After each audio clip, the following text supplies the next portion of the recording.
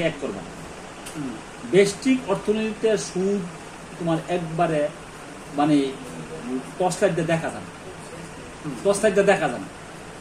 সামষ্টিক অর্থনীতি, রাষ্ট্রীয় অর্থনীতিতে সুদটা মাইক্রোস্কোপ দিয়ে দেখানো লাগে না, খালি চোখে দেখা যায় রাষ্ট্র কোন জায়গা থেকে সুদে টেহানছে, কোন জায়গাতে সুদ দিতেছে। কিন্তু ব্যক্তি পর্যায়ে অনেকে বলে না বা সুফে থেকে সুদের লেনদেনটা হয়। এখন তুমি রাষ্ট্রীয় পর্যায়ে যদি সুদটা বন্ধ করতে পারো, রাষ্ট্রীয় পর্যায়ে সুদের কিছু ব্যবহার আছে, যেমন কোনো উৎপাদনের ক্ষেত্রে সুদকে কনসিডার করে নেওয়া রাষ্ট্রীয় আইনে আছে। উৎপাদনের ক্ষেত্রে পণ্য মূল্যের সাথে সুদকে কনসিডার করা, এটা আইনে মানে সমর্থনযোগ্য।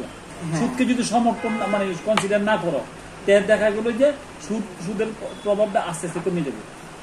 না, আমি আপনাদের বলি, বাংলা এই পৃথিবীতে যত রাষ্ট্র আছে সেই রাষ্ট্র যেভাবে অর্থনৈতিকভাবে, যেমন আইএমএফ বলতেছে যে আইএমএফ যারা আইএমএফ এই করছে, ওয়ার্ল্ড ব্যাংক এইটা দিচ্ছে, আপনি সে যেটাই বলেন না কেন সারা পৃথিবীতে সুদভিত্তিক ব্যবস্থা চলতেছে। যেমন ধরেন আপনাকে যদি আমি টাকা দিই 100 টাকা, এই 100 টাকার আমরা যে বলতেছি ইনফ্লেশন হচ্ছে, টাকার মান কমে যাচ্ছে, আসলে কমতেছে না, এটা কিন্তু সুদ বাড়তেছে। সুদ বাড়ার কারণেই কিন্তু ওটার টাকার মানটা কমে যাচ্ছে প্রত্যেকটা দিন। মানে আপনার কাছে যে 100 টাকা আছে ওইটার কালকে মূল্যমান হচ্ছে ওইটার উপরে সুদ হয়ে 1 টাকা সুদ হলো সাপোজ, তাহলে ওইটার কালকে মূল্যমান হয়ে যাচ্ছে হচ্ছে 99 টাকা। তার মানে কি মানটা কমে যাচ্ছে, ইনফ্লেশন টোটালটা কমতেছে না।